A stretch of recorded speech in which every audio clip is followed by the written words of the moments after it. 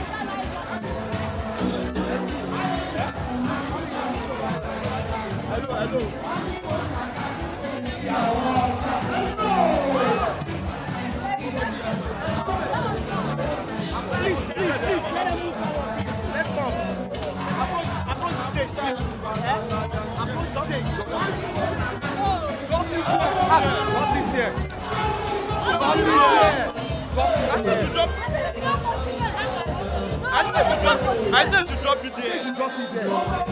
I said she drop it there. Ah, drop it there. Drop it there.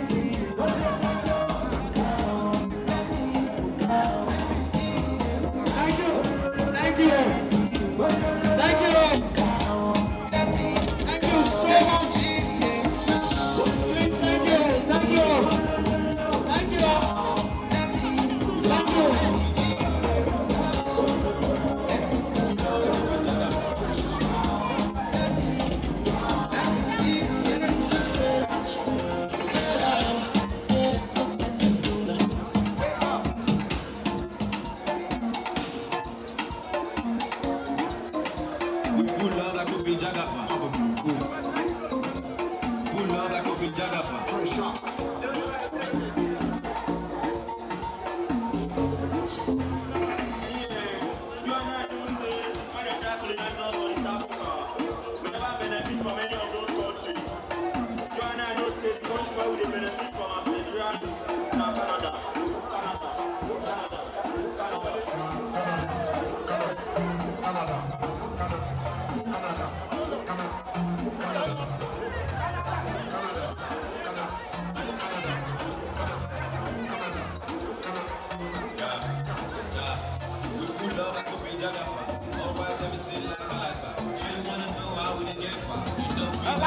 Alhaji Imam Abdulwasu ọmọ Sulemana láti ìlú Ọ̀wọ̀ àwa ọmọ wa ló ń lọ sí ilé ọkọ a dúpẹ́ fún Ọlọ́run pé rere àwọn ọmọ náà ó ṣojú ẹ̀mí wa a dúpẹ́ lọ́wọ́ gbogbo àwọn tó wá bí lẹ́yìn ọlọ́mọṣẹ́ bá a dúpẹ́ fún wọn ọmọ wa náà pẹ̀lú ọkọ rẹ̀ ọlọ́mọṣẹ́ àjẹkán lóra kalẹ̀ kí wọ́n bí máa lùbáríkà fúnra wọn ní ìbejì ọlọ́mọṣẹ́ àfi ta wọn lọ́rẹ̀ ọlá ìyànàbí lọ́dọ̀ Ọlọ́run ọlá aláwọ̀ làwọn làkú wá dá ilá mi láyé. Èmi ni Alájà Kudirat Adams. Kí ni nǹkan tẹ́ ní fún ọkọ àtìyàwó? Ọmọlúwàbí lọmọ yẹn. Ọmọlúwàbí ni.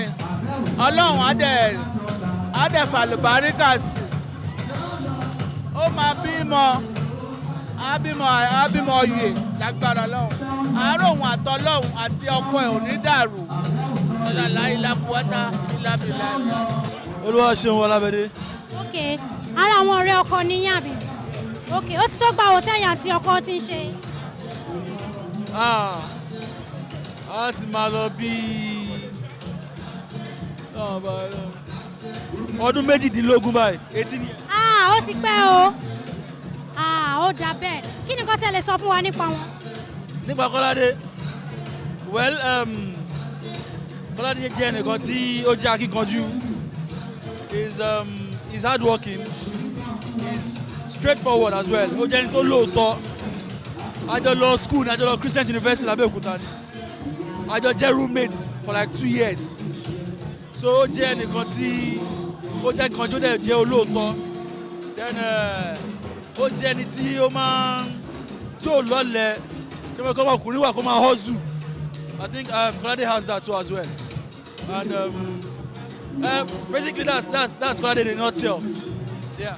Kí ni nǹkan tẹ́ ní fún ọkọ àtìyàwó lẹ́nìí gẹ́gẹ́ bí wọ́n ṣe nǹkan tẹ́ ní fún wọn gẹ́gẹ́ bí wọ́n ṣe ń ṣe ayẹyẹ ìgbéyàwó wọn lẹ́nìí? No, we all wish them the best. Blessings, marital blessings. Ìwòye ọdún tó ń bọ̀ káwá bá wọn kó wọn jáde. Then káwọn méjì ní sùúrù fúnra wọn. Because patience, perseverance, and forgiveness, that's the bedrock of a successful marriage. Wọ́n máa lámòjú kúrò, wọ́n máa overlook so many things, then wọ́n máa endure ara wọn, perseverance, then kọ́dẹ̀ fọlọ́run sáàrin. Once táwọn yẹn bá sì wà ń bẹ̀, the end ló pín sinimá, the end náà ni ó máa yeah.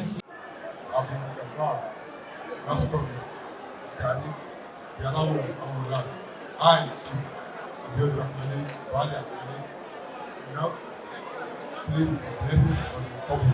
And I believe that this wedding shall be fruitful.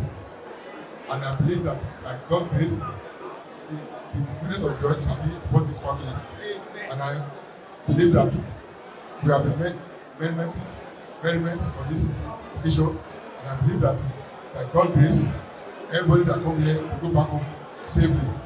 And this occasion will not be the last in our family. We pray to God that God will bless all of you, that grace your occasion, and the couples shall be blessed with bountiful children, and they will be happily married. And I believe that God will help you all. In December today, I have prayed. Amen. Thank you for everyone that come to the occasion. You are blessed. Alabi Sherif Ayodeji lórúkọ tèmi. Láti ọdún 2005 ni mo ti mọ Kolade. Pàtí mo lè tèmi àdéhùn mọ́ra. Ó jẹ́ nìkan tó yẹ pé òun ni wọ́n fi sí in charge wa. More like we call him the captain. Because nígbà yẹn tá a dé school tá a ṣẹ̀ bẹ̀rẹ̀ school, being the first set of the school. Òun ni wọ́n fi charge mi ìkẹ̀sí wa. So we used to call him captain. So as time goes on, we got closer, being a classmate also. Àjọṣe course kan náà ni we studied biochemistry together. So Kolade has been a very close friend to me, so I cannot do without him. And after graduating, when I got to know him on Twitter, being a Twitter influencer, selling cars and all that, I got to know him even more better than it was before. Sherry, advice tí mo ní fún ọkọ àti ìyàwó kò ju wípé ní inú ìgbéyàwó èèyàn ń kọ́ ẹ̀kọ́ sí ni. We learn lessons day in day out, and we must learn to forgive ourselves. We must learn to overlook each other's shortcomings.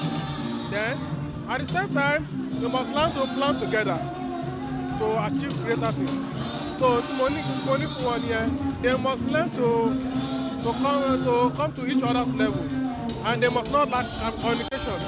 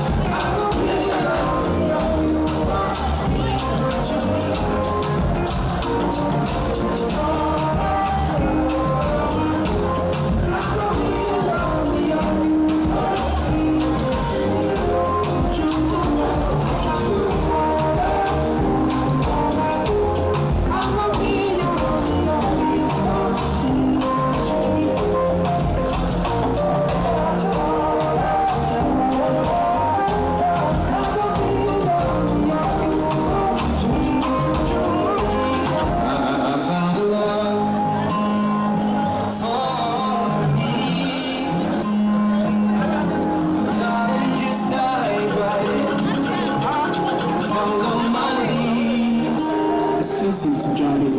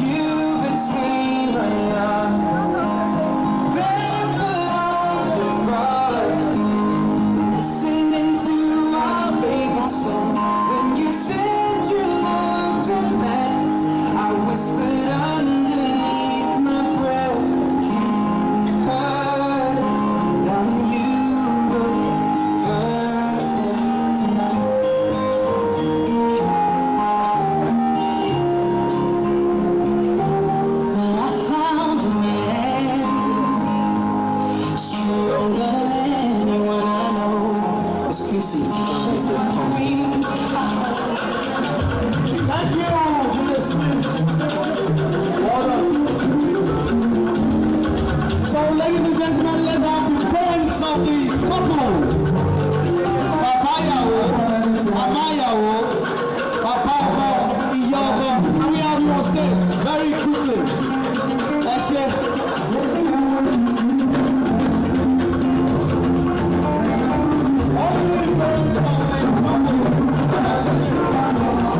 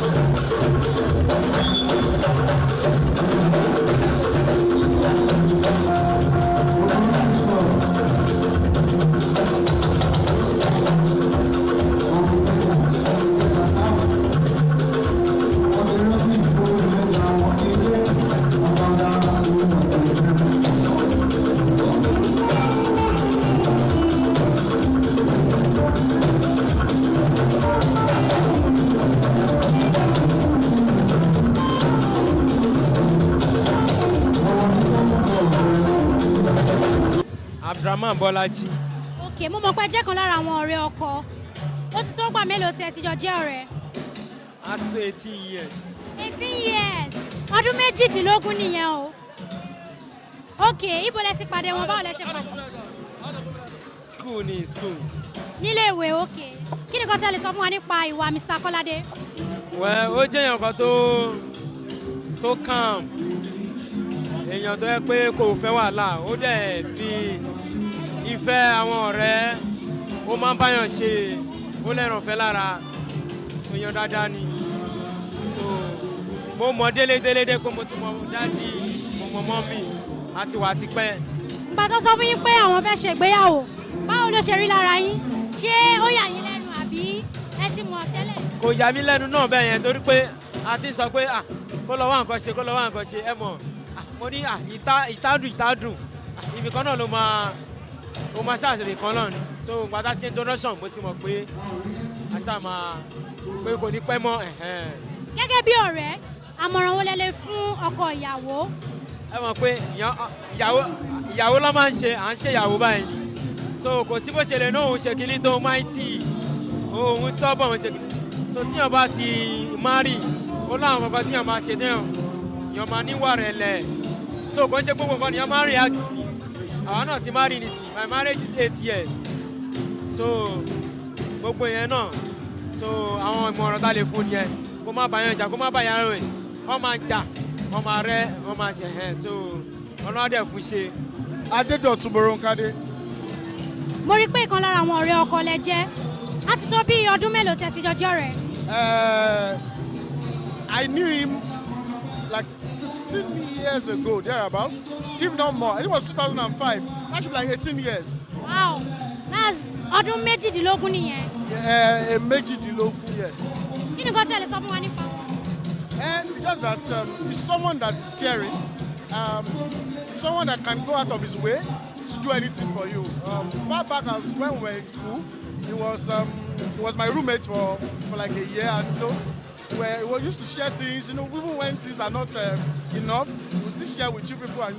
And again, when I had my wedding like 2 years ago, he drove all the way to Ibadan. He's a pleasant guy, someone that everybody will love. Were you shocked when he told you he was getting married? I wasn't shocked. I was only being skeptical because it's something that should have happened a long time ago. So it didn't come as a shock to me. It's just a normal thing. So why were you skeptical? I hope this time around it's for real. He won't come back to say, no. But thank God, the wedding is holding. I wish them a successful marriage. Apparently, from what you said, you are a married man.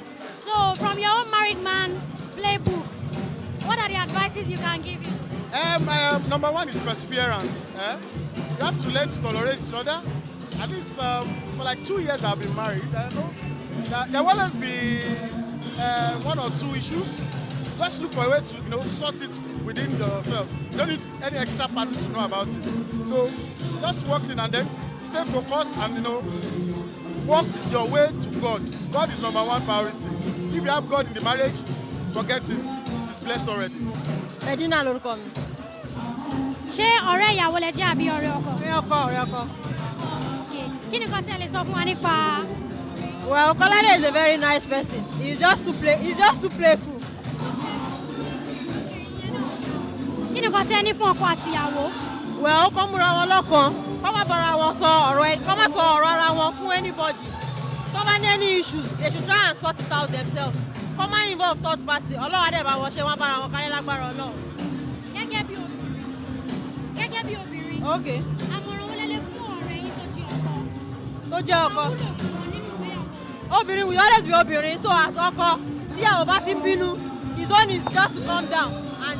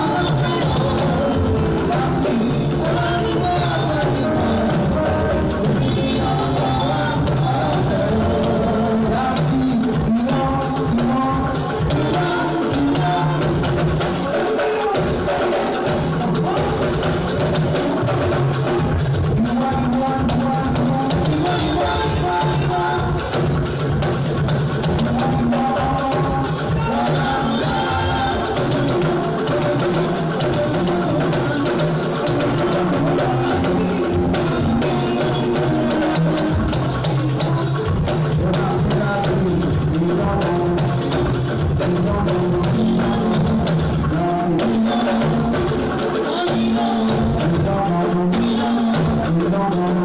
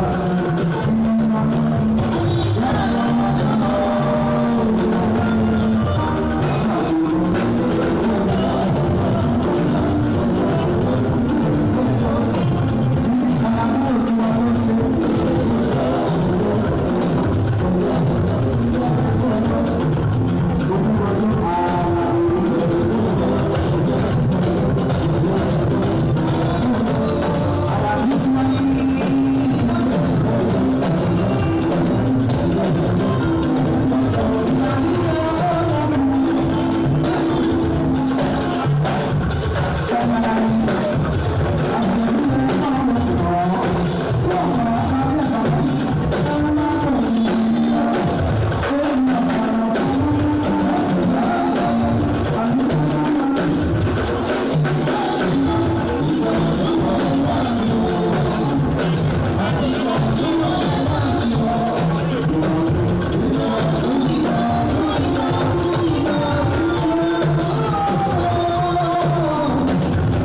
you.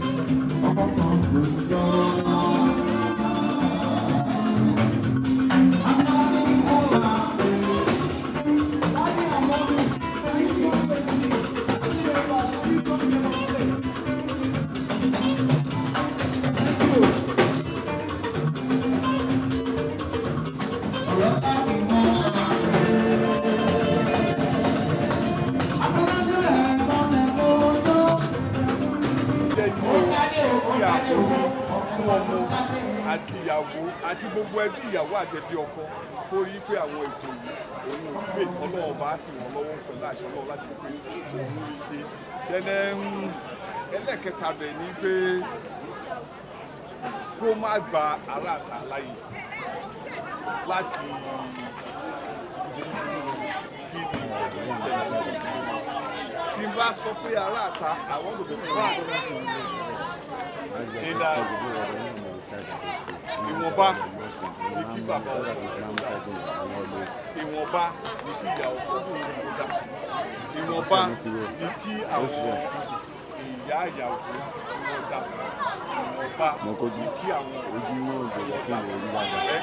inú olùdẹ bíbá máa tì mí. ṣùgbọ́n ètò ṣe pàtàkì síbẹ̀ ní pé tí wọ́n bá ti ṣe afẹ́rẹ́fẹ́ kí wọ́n rí pé láàrin ọkọ àti ìyàwó wọn dúdú ẹ̀ kí ìyàwó náà dẹ̀ rí pé lẹ́ẹ̀kọ̀ọ̀kan tó bá fẹ́ sáfẹ́rẹ́ lọ́wọ́ ọkọ tó mọ̀ tó lè fún àwọn kí ọkọ náà kó rí pé tó bá fẹ́ sáfẹ́rẹ́ lọ́wọ́ ìyàwó kó rí pé òun kó ìyàwó láṣẹ most especially tó bá di pé ó di responsibility ìyàwó nílé ọkọ kí ọkọ mi bóun ṣe máa dí àwọn ọmọ tó mo fi kí bàbá ọkọ Alhaji Musliudeen ẹ̀bùn àti dúkẹ́ mo kí ìyá ọkọ Jẹ́mílà àti dúkẹ́ bákan náà kí gbogbo àwọn ẹbí ìyàwó wípé ìyàwó ìjọba àwọn ọmọ sí ibi wá bí àpò wá bí àpò pẹ̀lú àṣẹ náà ọ̀làkàwọ̀là ọ̀làkùnwátá nígbà àdúrà yàtọ̀.